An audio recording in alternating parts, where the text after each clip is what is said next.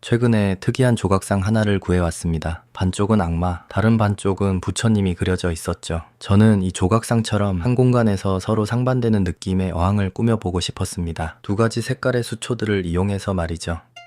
어항 사이즈는 30 하이큐브로 정했습니다. 유경 수초가 메인이 되는 어항이기에 오랜만에 샌드 대신 소일을 부어봅니다. 소일은 컴팩트 소일 플랜츠를 사용했어요.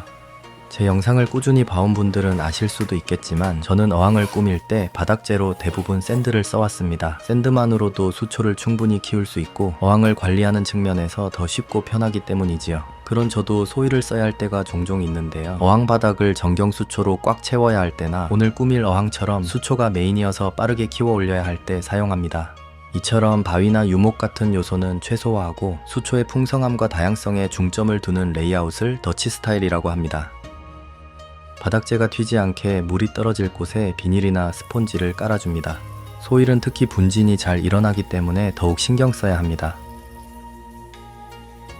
많은 분들이 수초를 키울 땐 소일이 필수인 것으로 여겨왔습니다. 물론 수초를 키우는데 소일이 최적의 바닥재임은 틀림없지만 물생활을 처음 시작하신 분들보다는 어느 정도 수초왕에 대한 이해와 경험을 쌓은 분들이 사용하기에 적합한 바닥재라고 생각했어요. 입문자분들은 초기 물갈이나 양분 관리를 간과하기 쉽기 때문이지요.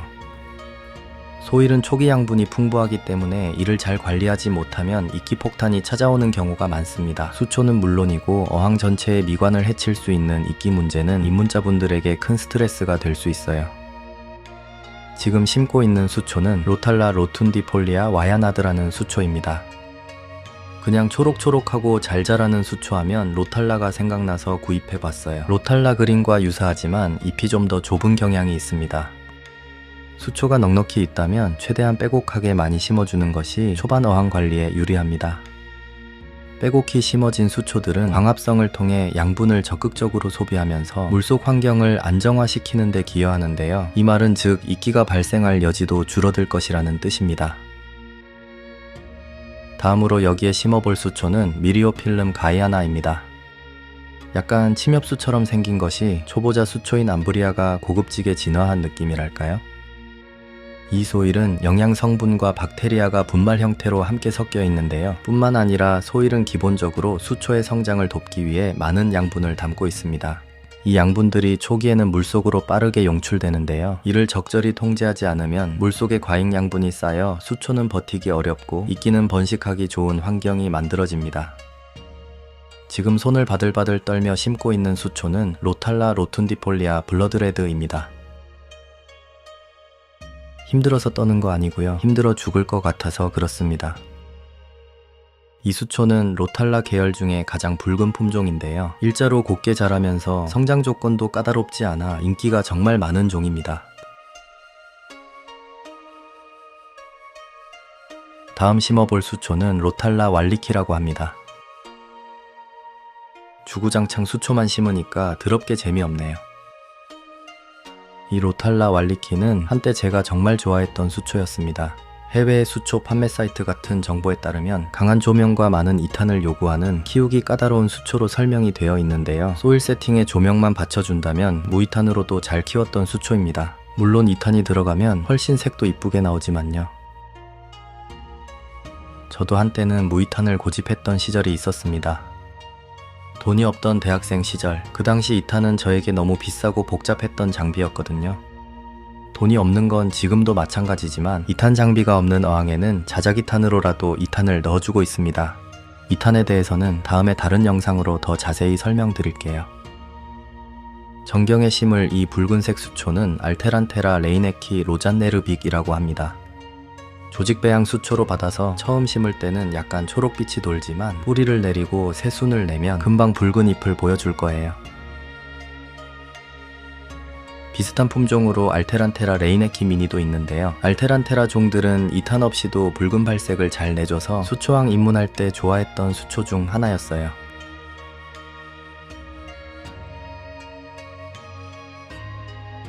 마지막으로 심을 수초는 스트로징 레펜스입니다. 이 수초는 이전 영상에서도 자주 언급했지만 요즘도 좋아하는 수초 중 하나입니다. 무이탄에 비료가 부족해도 잘 버티고요. 트리밍 주기가 길어 손도 덜 가지요. 주의해야 할 점은 자라는 속도가 빠르지 않기 때문에 과잉양분인 환경에서는 잎에 이끼가 끼기 쉽다는 겁니다. 만약 소일에 스트로징 레펜스를 심었는데 무이탄의 광량은 빵빵하게 주고 환수를 밀었다? 밍크 코트를 입은 스트로징 레펜스를 보실 수 있을 거예요. 그럼 세팅 초기에 발생하는 이 과잉양분을 어떻게 통제할 수 있을까요? 첫 번째는 물에 녹아나온 영양성분들을 물리적으로 제거해 주는 것입니다. 처음 물을 채우고 나면 유막과 거품, 가루들이 떠 있습니다. 이것들을 키친타올을 통해 잘 제거해 줍니다. 이 방법은 평소에 어항에 유막이 생겼을 때도 사용할 수 있습니다.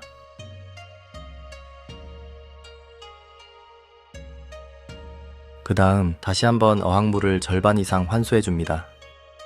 이렇게 하면 초기에 한층 더 맑아진 어항물을 보실 수 있을 거예요.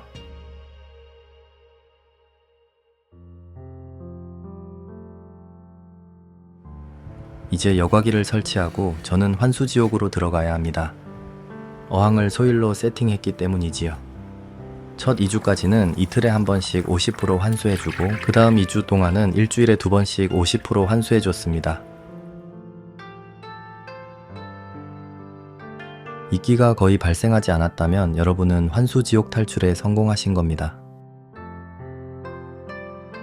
환수지옥이 끝났다는 것은 트리밍 지옥으로 들어갈 때가 됐다는 뜻이지요. 첫 트리밍은 줄기의 하단 부분을 과감하게 잘라줍니다. 유경수초는 잘린 줄기에서 격가지가 나오기 때문에 자랐을 때 수초가 더 풍성해지는 효과가 있기 때문이에요. 이렇게 수초를 뿌리 가까이 자르는 것을 강트리밍이라고도 합니다. 자른 수초는 옆에 다시 심어주셔도 되고 다른 어항 세팅할 때 쓰셔도 됩니다. 로탈라 왈리키를 자르고 나니 이제야 로탈라 블러드레드가 모습을 드러내네요. 이렇게 과감하게 첫 트리밍을 하면 때론 허무할 때도 있어요. 기껏 열심히 키워 올렸는데 다시 원상태로 되돌리는 느낌이 들거든요. 하지만 이렇게 트리밍을 하고 나면 수초들은 더 풍성하고 아름다운 모습으로 자라날 준비를 하게 됩니다. 우리도 이 수초들처럼 열심히 달려왔는데 가끔은 다시 처음부터 시작해야 할 것만 같은 순간이 찾아오죠. 하지만 그런 시간은 결코 헛된 게 아니더라고요. 그 과정을 통해 우리는 더 단단해지고 나중에 더 빛나는 순간이 되어 있을 겁니다. 는 개뿔 또 트리밍 해야 되네요. 얜 또 뭐야?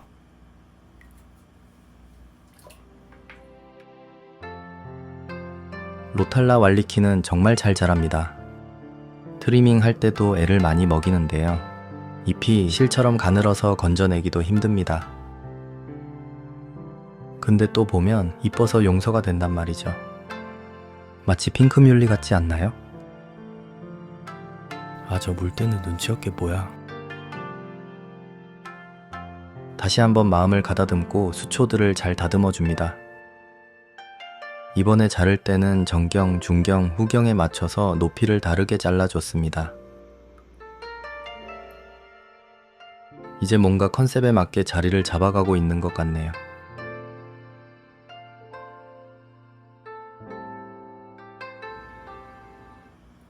응? 부처님이 어디로 갔죠? 아, 여기 계시네요. 진정한 덫치앙이 된 것 같습니다. 여기서 끝내고 싶은 마음이 굴뚝 같지만 원래 생각했던 컨셉을 지켜내야죠.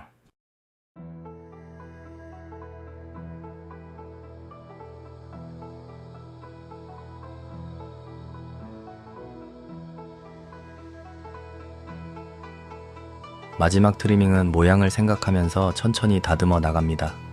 모양은 경사지게 그리고 둥글게 잘라줍니다. 조각상이 포인트니깐요. 조각상 중심으로 홈도 크게 파줍니다.